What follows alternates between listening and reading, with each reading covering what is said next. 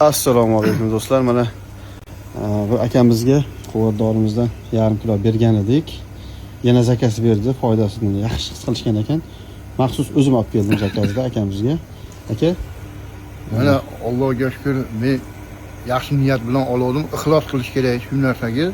Nima olsa-da ixlos qilsangiz, Xudo xolasa amalga oshadi shu narsa. nima foyda berdi sizga? Tahoratga borganda achish bor edi, shu narsa mana achishim yo'qoldi, og'riq yo'qoldi menda ham. Keyin bolalarimning oyog'i muzlab og'rirdi. Shu doridan men iste'mol qildim ayolimga ham.